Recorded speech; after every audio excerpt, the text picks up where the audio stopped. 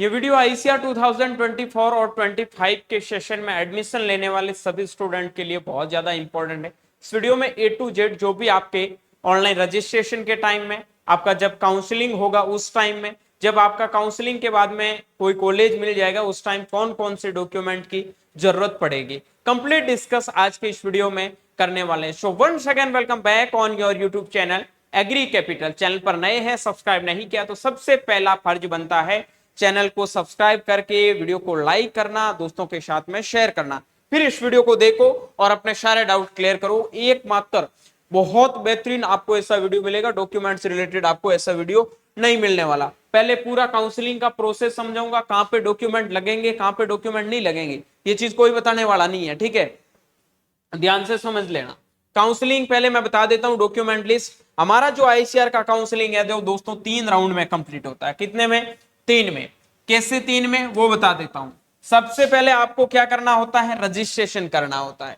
Registration के बाद में काउंसलिंग, यानी कि काउंसलिंग के टाइम भाई डॉक्यूमेंट नहीं लगते हैं, ये सबको पता है, सबको नहीं पता है, लेकिन जब आपको कॉलेज मिल जाते उस टाइम लगता है। फिर आपका होता है ऑफलाइन रिपोर्टिंग, मतलब आप कॉलेज में फिजिकल वेरिफिकेशन के लिए जाते हो, उस टाइम आपको कौन कौन से डॉक्यूमेंट लगते हैं। पहले तो मैं काउंसलिंग के स्टेप समझा देता हूं, उसके ऊपर ध्यान दो। आपको क्या करना है? सबसे पहले आपका आएगा सीयूईटी का रिजल्ट। सीयूईटी का रिजल्ट आ गया, देन उसके बाद में होगा आपका आईसीएआर का रजिस्ट्रेशन, ठीक है। देन उसके बाद में आएगा आपका आईसीआर का रैंक कार्ड, आईसीआर का रैंक कार्ड। रैंक कार्ड के बाद में क्या होगा? आईसीआर का काउंसलिंग, ठीक है। काउंसलिंग के बाद में क्या होगा? College allot. कॉलेज अलॉट के बाद में क्या होगा? फिजिकल वेरिफिकेशन, जिसे आप ऑफलाइन रिपोर्टिंग भी बोलते हो। ये तो है हमारे पूरे पूरे काउंसलिंग के स्टेप। आपने सीयूईटी का पेपर दिया, उसके बाद आपका सीयूईटी का रिजल्ट आएगा। जैसे ही सीयूईटी का रिजल्ट आएगा, कुछ दिनों के बाद में जिन बच्चों ने आईसीआर सीयूईटी के फॉर्म में आईसीआर को फिल किया, आईसीआर को फिल किया है, वो बच्चे रजिस्ट्रेशन करेंगे। अब रजिस्ट्रेशन कैसे करना उनके लिए भी थोड़ा बता देता हूं। फिर आपका आईसीआर का क्या आएगा? रैंक कार्ड आएगा, ठीक है। रैंक कार्ड के बाद में आईसीआर का काउंसलिंग स्टार्ट होगा। काउंसलिंग कैसे होगा वो भी बता दूंगा। फिर आपका क्या होगा? कॉलेज अलॉटमेंट होगा, कितने दिन बाद कैसे होगा उसके बारे में भी डिस्कस करेंगे। फिर आपको ऑफलाइन रिपोर्टिंग के लिए जाना है, वो कब जाना है वो भी बात करेंगे, ठीक है। अब देखो मेरी बात समझो, ये है हमारा आईसीआर का रजिस्ट्रेशन। रजिस्ट्रेशन के लिए मेनली हमारे पास में 6 स्टेप होते हैं, ठीक है। हमें पूरा स्टेप बाय स्टेप चलना है। स्टेप फर्स्ट में आपका क्या होता है? 6 स्टेप होता है। स्टेप फर्स्ट के अंदर आपका आता है बेसिक इंफॉर्मेशन। आप कहां से हो, आपका नाम क्या है, माताजी का नाम क्या है, जो भी आपकी बेसिक डिटेल है आपने फिल कर दी, ठीक है।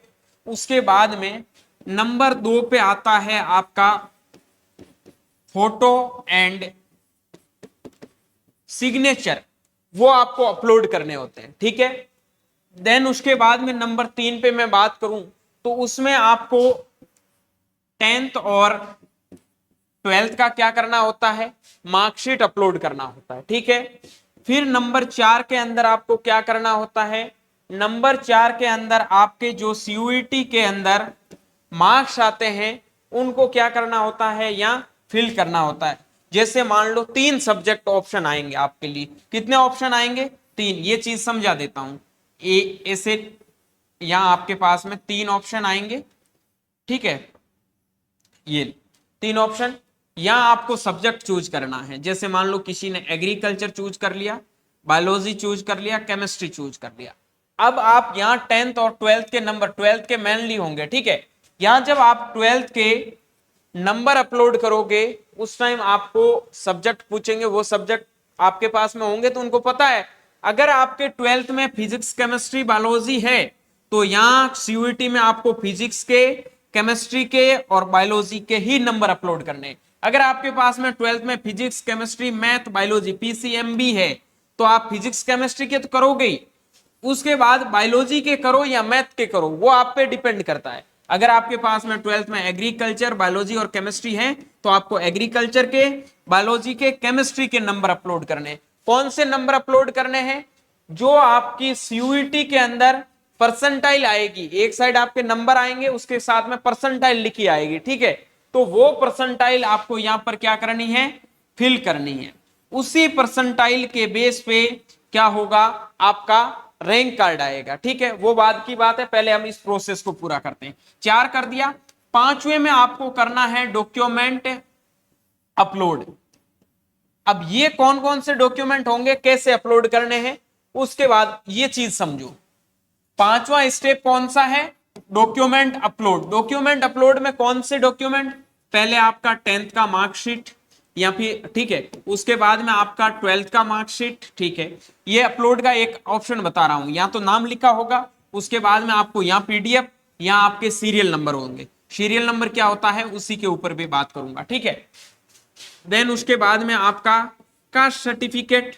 कास्ट सर्टिफिकेट मतलब ओबीसी एनसीएल का, जैसे बात करता हूं मैं, ओबीसी एनसीएल हो गया, उसके बाद एससी का हो गया, एसटी का हो गया, ईडब्ल्यूएस का हो गया। ओबीसी का आपका कास्ट सर्टिफिकेट, ईडब्ल्यूएस का जो भी है, वो सारे के सारे कास्ट सर्टिफिकेट आपके सेंट्रल के होने चाहिए, स्टेट में नहीं। सेंट्रल का मतलब इंग्लिश में पूरा लिखा होगा, ठीक है। उसके बाद में आपका होना चाहिए डोमिसाइल सर्टिफिकेट। डोमिसाइल सर्टिफिकेट हो गया। डोमिसाइल सर्टिफिकेट के बाद में आपके पास में क्या होना चाहिए? Character certificate. कैरेक्टर सर्टिफिकेट के बाद में आपके पास में क्या होना चाहिए? ट्रांसफर सर्टिफिकेट, टीसी बोलते हो जिसे, ठीक है। उसके बाद में आपके पास में क्या होना चाहिए? 10th और 12th ऊपर लिख दिया ना, छोड़ो एक सेकंड, ये हो गया टीसी तक। उसके बाद में आपको कुछ भी करने की जरूरत नहीं है, ये इतने सारे मूल निवास प्रमाण पत्र लिख दिया ना, डोमिसाइल सर्टिफिकेट लिख दिया, कास्ट सर्टिफिकेट लिख दिया, टीसी लिख दिया, सीसी लिख दिया, बाकी ये सारे सारे डॉक्यूमेंट आपको क्या करने होंगे? अपलोड करने होंगे, ठीक है। अब अपलोड के लिए यहाँ एक फाइल आएगी, पीडीएफ में अपलोड करो। उसके बाद में यहाँ आपको सीरियल नंबर लिखने हैं। जो सर्टिफिकेट आप अपलोड करते हो उस सर्टिफिकेट के ऊपर 1 2 3 4 मान लो कोई भी नंबर लिखे होंगे, वो नंबर आपको फिल करना है, ठीक है। उसके बाद में 5वां स्टेप ये हो गया, 5वां स्टेप। और 6ठा स्टेप है आपका फाइनल सबमिट का। फाइनल सबमिट का, फाइनल सबमिट आपको कर देना है। उसके बाद में क्या होगा? समझो बात को, आपका रैंक कार्ड आएगा। रैंक कार्ड, ठीक है। मान लो आपका रैंक कार्ड आ गया, आपका 10 रैंक है, 100 रैंक है, आपका 5000 है, जो भी आपका है रैंक कार्ड आप पे। रैंक कार्ड के बाद में आईसीआर का क्या शुरू होगा? काउंसलिंग शुरू होगा। काउंसलिंग शुरू होगा। अब काउंसलिंग में क्या करना है? कुछ भी नहीं करना है, आपको अपना ईमेल आपके पास में होना चाहिए, उसके ऊपर मेल आएगा, मतलब एक मेल आएगा, ठीक है, उसमें कुछ नंबर होंगे, वो आपको फिल करके आपके पास में सीधा के सीधे कॉलेजों की लिस्ट, पहले आपके कोर्स का नाम आएगा, कोर्स नेम आएगा, उसके बाद में कॉलेज की लिस्ट आएगी, वो आपको फिल करते जाना है कोर्स के साथ में। एक कोर्स जैसे मान लो पहले आपने बीएससी एजी चूज किया, ठीक है, बीएससी एजी में कौन सा कोर्स, उसका भी ड्यूरेशन होता है, आपको 15 मिनट से पहले पहले चॉइस प्रिफरेंस को फिल करके अपलोड करना होता है। तो ये सारी इंफॉर्मेशन आपको होनी चाहिए, इसके बारे में मैं आपको आगे डिटेल में बताऊंगा। ये फिल करने के बाद में आपको क्या कर देना है? सबमिट कर देना है, ठीक है। जैसे ही आप सबमिट करोगे तो सबमिट के बाद में आपके सामने क्या मतलब आफ्टर 7 डेज, आपको 7 से 10 दिन का टाइम लेता है, 10 दिन बाद में आपका कॉलेज अलॉटमेंट लेटर आएगा, या फिर आप देखोगे कि आपको कौन सा कॉलेज अलॉट हुआ है। मान लो किसी को आरएलबी सीएयू हो गया, ठीक है, कॉलेज आरएलबी सीयू अलॉट हो गया। अब उन बच्चे को क्या करना है? वो सोच रहा है मुझे अपग्रेड करना है, अपग्रेड करो, कोई दिक्कत नहीं है, या फिर आप एक्सेप्ट करो। पहले आपको 10,000 रुपए पे करने पड़ेंगे। 10 के पे कर दिए। 10 के पे करने के बाद में आपके पास में ऑप्शन आएगा, मतलब अपलोड करने का, सॉरी, अपग्रेड करना है या फिर आपको एडमिशन लेना है। अगर आपको एडमिशन लेना है तो चलो यहाँ पे। और अब हम बात करते हैं एडमिशन लेने पर कौन कौन से डॉक्यूमेंट की जरूरत पड़ती है। मतलब आपने एडमिशन ले लिया तो आपको डॉक्यूमेंट अपलोड करने पड़ेंगे। डॉक्यूमेंट अपलोड करने के बाद में वो आपकी चेक करेंगे, उसके बाद में आपको बताएंगे कि आपको कितने दिन बाद क्या करना है, ये सारी चीजें ध्यान रखना, ठीक है। मान लो किसी का कोई डॉक्यूमेंट गलत अपलोड हो गया तो यूनिवर्सिटी आपको मेल डालेगा, आपको बोलेगा कि ये डॉक्यूमेंट है वो वापस से अपलोड करो, तो किसी को टेंशन लेने की, घबराने की जरूरत है नहीं। सबसे पहले proof of date of birth, इसमें आपको ऑनलाइन भी जरूरत होगी, ऑफलाइन। यहां दो चीजें लिखी होगी, एक ऑनलाइन ऑफलाइन, मैं ये जो समझा रहा हूं उसमें बता रहा हूं। ऑनलाइन का मतलब है जब आप डॉक्यूमेंट अपलोड करोगे, ऑफलाइन का मतलब है जब कॉलेज में आप फिजिकल वेरिफिकेशन के लिए जाओगे तो भी ये दोनों के दोनों डॉक्यूमेंट अपलोड होंगे। पहले बता देता हूं कि ऑनलाइन में कौन से लगेंगे जब आप कॉलेज मिलेगी, उसके बाद में कॉलेज के टाइम में कौन मिलेंगे, ठीक है। तो इसका बेटे साथ साथ में स्क्रीनशॉट लेते जाना, बहुत इंपॉर्टेंट है। इस वीडियो को कहीं डाउनलोड भी कर लेना। ये वीडियो ऐसा वीडियो है जो आपको ऐसे वीडियो कहीं नहीं मिलेंगे, एक एक चीज बताई गई है, इसके बाहर जाने की आपको जरूरत नहीं है। प्रूफ ऑफ डेट, जिसमें आपको, इसमें क्या होता है, किसी बच्चे के पास में अगर बर्थ सर्टिफिकेट नहीं है तो उसको टेंशन लेने की जरूरत नहीं है, आपको 10th का मार्कशीट अपलोड कर देना है, ठीक है। अगर किसी के पास में बर्थ सर्टिफिकेट है तो कोई टेंशन लेने की जरूरत नहीं है, नहीं है तो भी उनके पास में 10th का मार्कशीट है, ओके। उसके बाद में अगला है all certificate and marksheet grade reports related class 10th और 12th। कहने की सीधी बात यह है, 10th और 12th का आपका जो ग्रेड शीट है, मार्कशीट है, सर्टिफिकेट जो भी आपको मिलता है वो आपके पास में होना चाहिए। काफी लोगों को मार्कशीट के साथ में सर्टिफिकेट भी मिलते हैं, काफी लोगों को ओनली मार्कशीट मिलती है, ठीक है। तो टेंशन लेने की जरूरत नहीं है। काफी लोग सोच रहे हैं मेरे पास सर्टिफिकेट है ही नहीं, हमें तो सर्टिफिकेट दिया है, डोंट वरी। जिनके पास में सीधा मार्कशीट है वही चलेगा, और जिनके पास सर्टिफिकेट है उनको दोनों की जरूरत पड़ेगी, ठीक है। ये आपको जब ऑनलाइन डॉक्यूमेंट सबमिट करोगे उस टाइम भी जरूरत पड़ेगी, और जब आप कॉलेज में फिजिकल वेरिफिकेशन के लिए जाओगे उस टाइम भी आपको जरूरत पड़ेगी, ओके।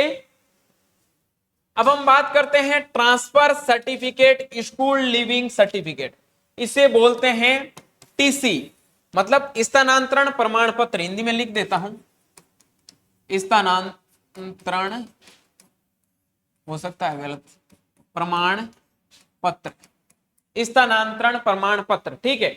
स्कूल लिविंग मतलब जहां से आपने स्कूल छोड़ी है, मान लो लास्ट में आपके पास में कोई भी गवर्नमेंट सीनियर सेकेंडरी स्कूल थी या जो भी XYZ आपकी स्कूल थी, उस स्कूल के द्वारा आपको एक ट्रांसफर सर्टिफिकेट टीसी प्रोवाइड करवाया जाता है आपको दूसरी कहीं जगह एडमिशन लेने के लिए, वो आपके पास में होना चाहिए। ये आपको ऑफलाइन और ऑनलाइन दोनों काउंसलिंग में चाहिए, ठीक है। अब हम बात करते हैं admit card issue bye NTA. जो आपका सीयूईटी के एग्जाम थे, काफी बच्चों के एग्जाम 2 दिन थे, ठीक है, काफियों के एग्जाम 3 दिन में थे, वो आपके पास में दोनों के दोनों एडमिट कार्ड होने चाहिए। अगर किसी बच्चे के पास में नहीं है, वो सोच रहा है अब मैं क्या करूं, मेरा तो डॉक्यूमेंट गुम हो चुका है, आपको कुछ भी करने की जरूरत नहीं है। एनटीए सीयूईटी की सीधी साइड पे जाओ, हेल्प डेस्क में आपको एनटीए का मेल लिखा आएगा, उस मेल के ऊपर आप अपना नाम लिखो, आपका एप्लीकेशन नंबर लिखो, आपका डेट ऑफ बर्थ लिखो, आपका रोल नंबर लिखो, फिर नीचे पूरी प्रॉब्लम लिख दो कि मेरे पास में एडमिट कार्ड नहीं है, किसी कारणवश प्लीज आप कैसे ही करके एक बार साइड पर मुझे एडमिट कार्ड उपलब्ध करवाने की कोशिश करें, या फिर मुझे एडमिट कार्ड है वो अवेलेबल करवाएंगे। तो आपको आफ्टर 24 घंटे या 7 दिन के अंदर अंदर है वो आपको एडमिट कार्ड मिल जाएगा। तो ये काम आप अभी से ही कर लो, तो आपको आगे कोई भी दिक्कत नहीं आएगी, ठीक है। ये ऑनलाइन और ऑफलाइन दोनों काउंसलिंग में जरूरत पड़ेगी, ओके। उसके बाद में computer generate confirmation page, online application submitted to NTA. जब आपने सीयूईटी का फॉर्म फिल किया था तो वो फॉर्म का एक प्रिंट निकल रहा था, वो प्रिंट आपके पास में होना चाहिए। अगर नहीं है तो आप सीयूईटी की पूरी डिटेल में देखोगे तो आपको पूरी डिटेल में ये चीजें मिल जाएगी, ठीक है। प्रिंट आपके पास में होना चाहिए। ऑफलाइन और ऑनलाइन काउंसलिंग दोनों, अरे सॉरी, ऑनलाइन काउंसलिंग में ये नहीं चाहिए, ऑफलाइन काउंसलिंग में ये आपको चाहिए, ओके। उसके बाद में rank card issue bye NTA ICR eligible candidate.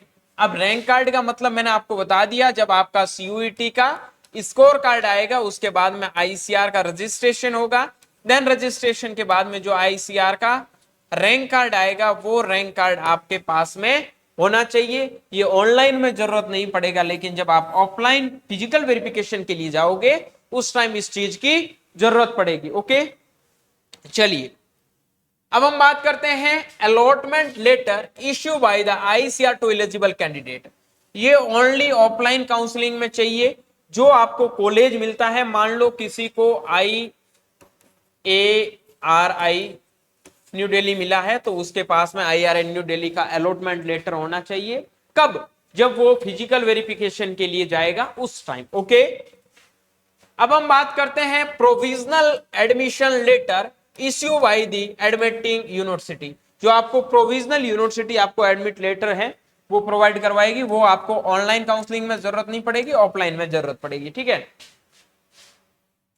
Password size colour photographs same as uploaded at the time of the online application of NTA। Online में जरूरत नहीं है, ऑफलाइन में कम से कम आपके पास में 10 फोटो तो होने ही चाहिए, काम आएंगे। कहीं चिपकाना, हर जगह फोटो ही फोटो चिपकाने की जरूरत पड़ेगी, तो आपके पास में 10 के समथिंग वही फोटो होने चाहिए जो आपने CUET का फॉर्म फिल किया था, वही आपका चेहरा उस फोटो के ऊपर होना चाहिए। As it is same photo आपके पास में वही होना चाहिए। ठीक है, उसके बाद में ये अगर आपको कोई भी दिक्कत आ रही है तो हमने हमारा पेड प्रोग्राम लॉन्च कर दिया है।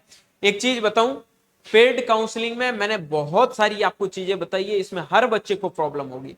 अगर आपको प्रॉब्लम है, दिक्कत है, आप सोच रहे हो कि मैं वीडियो में इतनी चीजें क्लियर कर रहा हूं, मैं पेड काउंसलिंग में गूगल मीट में बच्चे का इतना मतलब सही से सारे डाउट क्लियर करता हूं। ठीक है, क्योंकि वो बच्चा सामने से जितने भी, चाहे वो 20 क्वेश्चन पूछे तो भी उनको सॉल्यूशन मिलता है। और ऐसे बहुत सारे बच्चे हैं जो एक एक गूगल मीट में 15-15 20-20 क्वेश्चन आस्क करते हैं। ठीक है, हर चीज की वो डिटेल चाहते हैं, सारी डिटेल आपको। देखो, पेड काउंसलिंग काफी लोग सोच रहे हैं हम चॉइस प्रेफरेंस ऐसे ही फिल कर लेंगे। बेटा, choice preference is a very important part of college admission या फिर सिलेक्शन। क्यों है?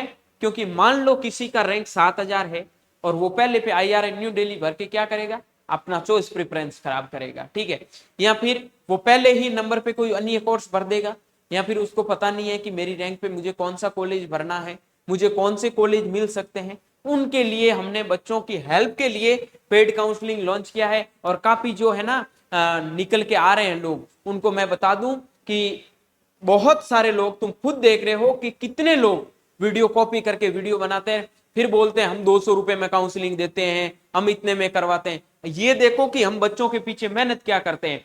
पूरा लाइव चैट, आप हर टाइम आपको कॉल सपोर्ट मिलेगा, आप किसी टाइम मैसेज करोगे तो आपको रिप्लाई मिलेगा। आपका हमेशा गूगल मीटिंग होता है, वीक में एटलीस्ट कम से कम 3 से 4 गूगल मीटिंग तो आपको देखने को मिलेगा।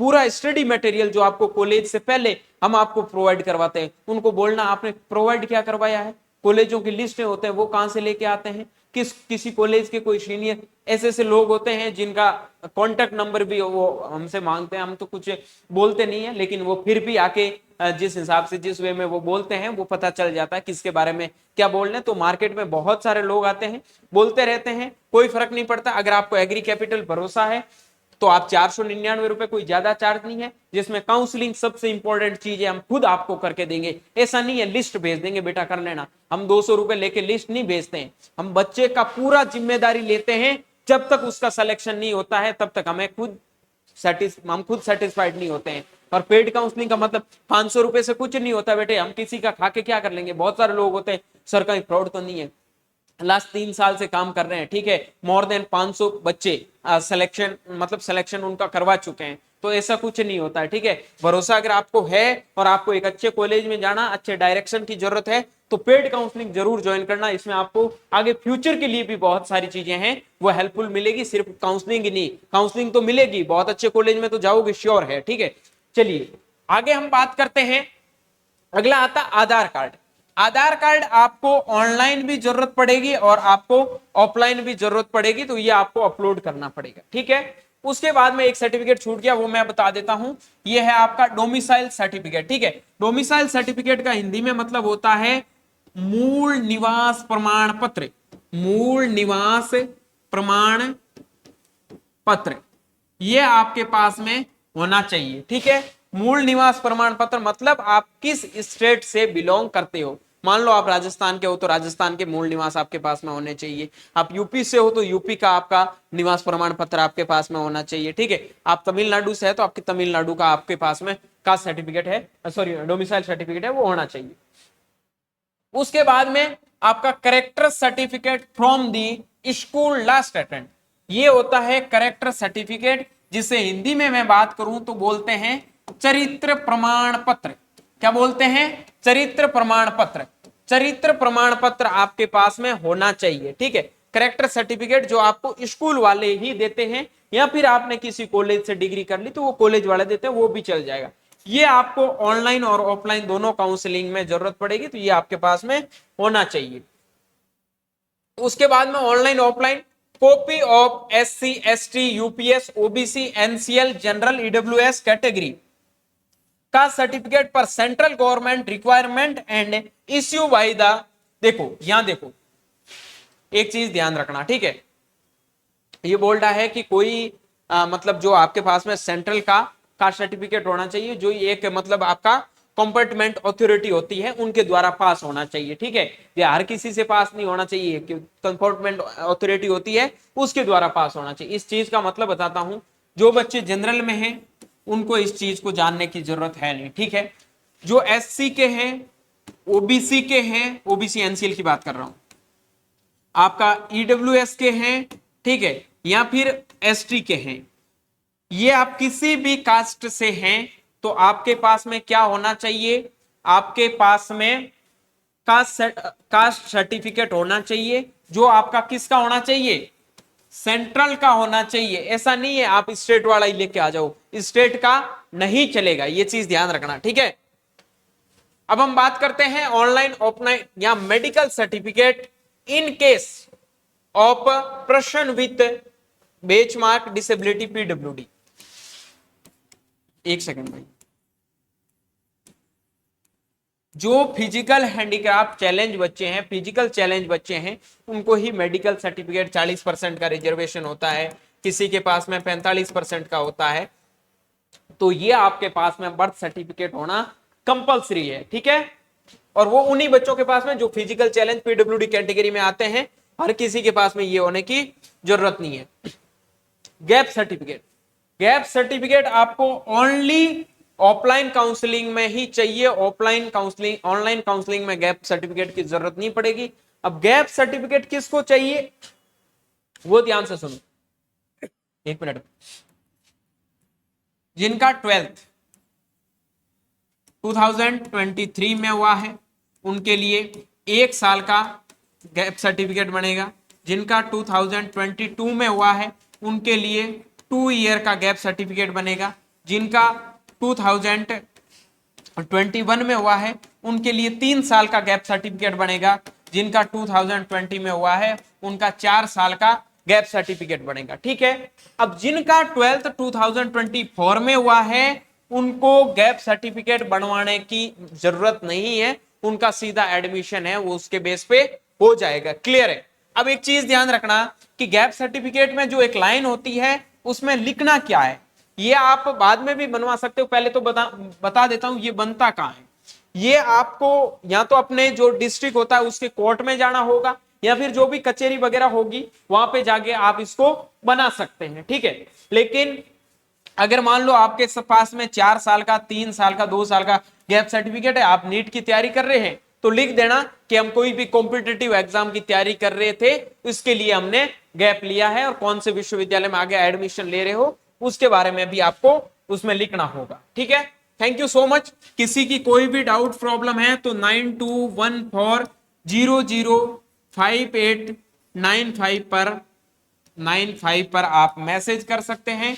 और आपको अगर पेड काउंसलिंग भी बेटा चाहिए तो आप इस नंबर पे मैसेज कर देना, मैं आपको पूरी डिटेल बता दूंगा, ठीक है। एकदम ऑथेंटिक हर चीज की इंफॉर्मेशन आप यूट्यूब पे लगातार देख रहे हैं, कितने कम टाइम में आपको एग्री कैपिटल में क्या क्या चीजें प्रोवाइड करवाई है अभी कॉलेज में एडमिशन लेने के बाद में, देखो, ठीक है। फटाफट अपनी फैमिली को बढ़ाओ, खींच के रखो मीटर, डील बिल्कुल देनी नहीं है, सब्सक्राइबर को बढ़ाते रहना है, अपनी फैमिली है, ज्यादा किसी के बारे में कुछ सोचने की जरूरत नहीं है। जो बाकी लोग मार्केट में बोलते हैं बोलने दो, कोई फर्क नहीं पड़ता। अगर आप एग्री कैपिटल समाज के हो तो आपको कंटिन्यू एग्री कैपिटल समाज के ही वीडियो देखने हैं, हर चीज यहीं पे आपको प्रोवाइड मैं करवाने का पूरा वादा करता हूं। उम्मीद करता हूं ये वीडियो आपको पसंद आया। वीडियो पसंद आया तो वीडियो को लाइक करके अपने दोस्तों के साथ में शेयर जरूर करना। मिलता हूं जल्दी एक नए वीडियो और नए अपडेट के साथ में, तब तक के लिए स्वस्थ रहे, मस्त रहे, देखते रहे एग्री कैपिटल का YouTube channel my Chaudhary BHU के साथ। Thank you very much.